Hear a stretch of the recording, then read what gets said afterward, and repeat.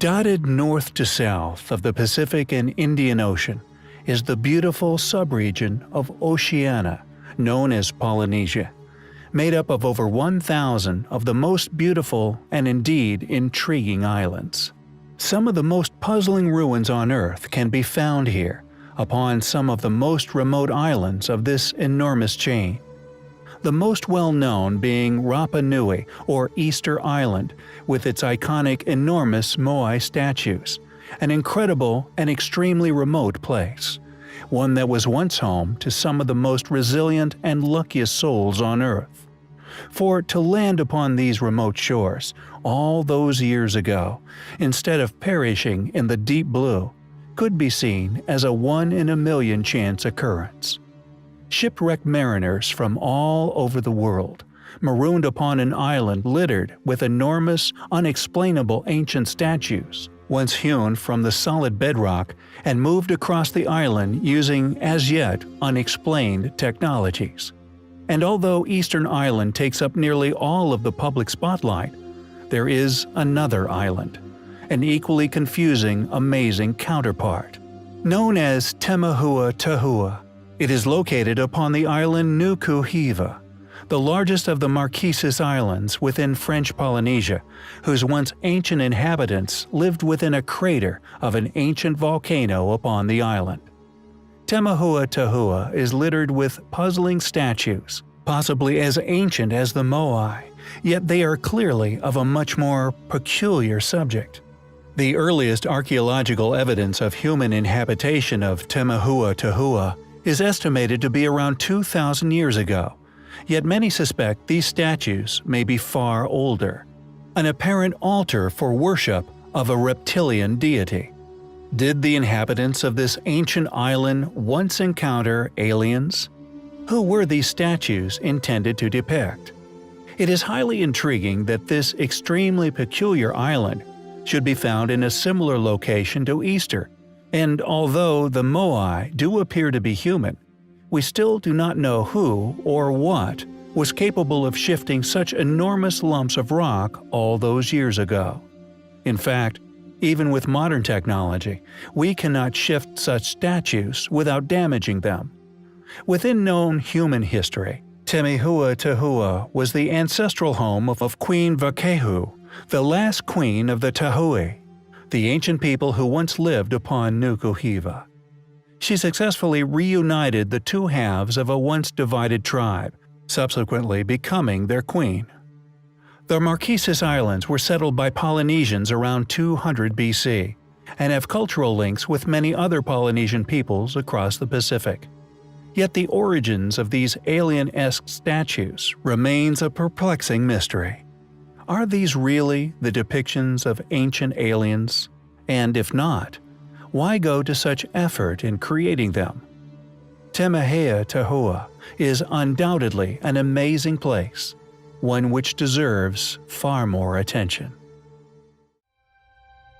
The ancient ruins of Giza, perhaps the most incredible of them all, and possibly the clearest displays of academic conspiracy, with much of the most puzzling of areas all but closed off, away from public view.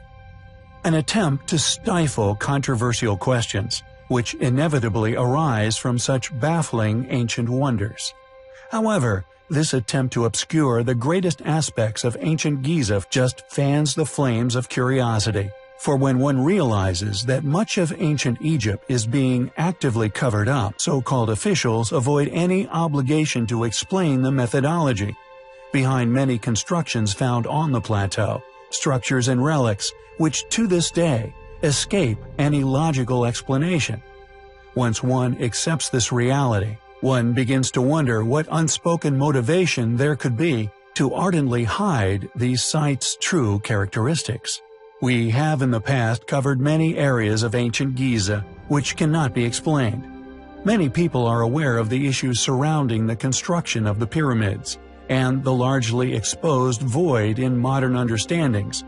However, this conundrum is but one among a smorgasbord of highly intriguing yet no less mystifying features hidden in plain sight all over the plateau. The basalt floor, which still contains volumes of tool marks, evident of high-precision, high-rotation ancient power tools.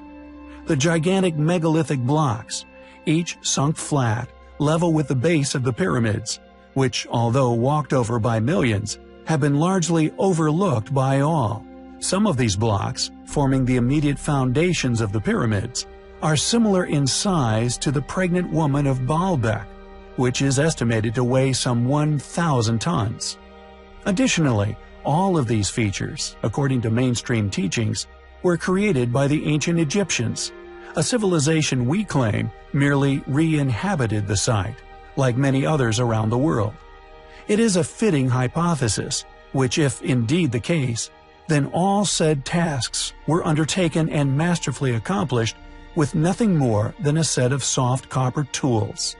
A clearly illogical hypothesis, disproven in many ways, one of which is by the main pink Aswan granite relics still in existence all over Egypt, which were all simply impossible to have created with just copper chisels, and our next artifact of interest is of no exception.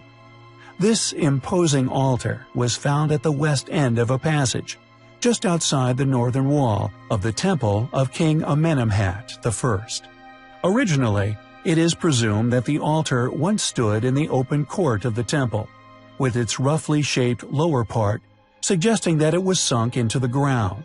A rectangular libation basin is carved into the top of the altar, as well as representations in flat relief of an offering mat containing 2 libation basins and 3 loaves of bread, the middle one incised with the king's throne, with the name Horus added, with the phrase, "May he be given life forever," uncannily similar to "Long live the king," but I digress. At the center of the altar's front side, the incised birth name of the king Amenemhat, with rows of approaching fertility figures who are designated by inscriptions as personifications of nomes, regional governorates of northern and southern Egypt. It is undoubtedly an incredible ancient artifact, one carved with such precision and artistic accuracy, and upon some of the hardest stone on earth. To suggest this was achieved with soft chisels is to us absurd.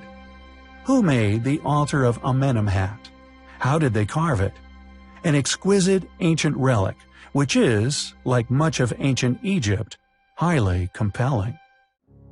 Sardinia is undoubtedly one of the most overlooked areas of ancient interest to be found anywhere in the world. Located within the Mediterranean, it's a large Italian island with 2,000 kilometers of coastline, dotted with sandy beaches. The interior, however, contains some of the most heavily concentrated ancient ruins to be found anywhere. Thousands of structures, known as nuraghes, litter the island. Stone structures masterfully shaped like beehives, often with domed roofs, that from inside reveal the mastery of the original constructors, with the largest and oldest of which, known as Su Nuraghi in Barumini. The nuraghe is a unique feature of the island of Sardinia that, according to mainstream academia, were constructed during the Nuragic Age, between 1900 and 730 BC. However, the nuraghe is not the only compelling ancient ruin to be found upon the island, that regardless of the mundane academic explanation for their origins, are indicative of an enigmatic, highly capable, lost group of ancient beings, locally said to have been of tremendous size. Known as the Giants' Graves, or Tumba de Gigantes locally, the legends that can be found still circulating within the local population tell of giants having once been responsible for these structures, with the graves supporting such claims due to their enormous scale. However, predictably, academics argue that the size of these tombs were merely due to them being mass graves, although any remains from these supposed nuragic inhabitants, dated to the Bronze Age, remain elusive. Additionally, many of these giant graves, which number around 800, are constructed using enormous megalithic stones many tons in weight. This use of enormous stones is strangely absent from the 2,000 or so nuraghe that are instead constructed from more manageably sized stones. However, Interestingly, legends in other areas of the Med, such as the Naveta des Tudons found in Minorca, also built with manageable stones, shares these legends of giants having once been responsible. A structure built for human habitation by supposed giants using similarly sized stones as the Nuraja. Gantia, found on yet another Mediterranean island called Gozo, shares these same local legends of giant builders. Is it mere coincidence that all of these ancient ruins are found within the same global vicinity as each other?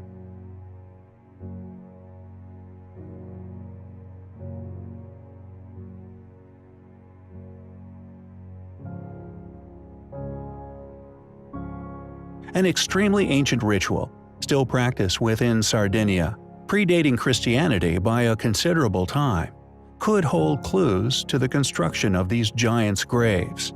A carnival so old, the story behind its purpose has been lost throughout the ages. Depicting monsters of giant proportions, often covered in cowbells and adorned with horns or goats' heads, these monsters march through the local town, controlled as they go by human-looking counterparts, named the Izohadores. Known as the Carnival of the Mamuthones, what exactly the Mamuthones are, or indeed possibly were, is also lost to history. Although these beasts, who grunt and stomp through the town center, are tethered and controlled by the Izohadores as they go. Were these mysterious beasts once a real creature? Were they utilized for their strength and size by these Izohadores to build the inexplicable structures still found within Sardinia? Are these widespread yet openly shared local legends passed down from generation to generation pertaining to giants having once been responsible for Sardinia's intriguing ruins a true story? With the visually stunning ancient ritual still preserved by the Sardinians, clues to the origins of the giants' graves, and indeed the Nurages? We find the spectacle practiced by the Sardinians, along with their local legends surrounding the giants' graves, highly compelling.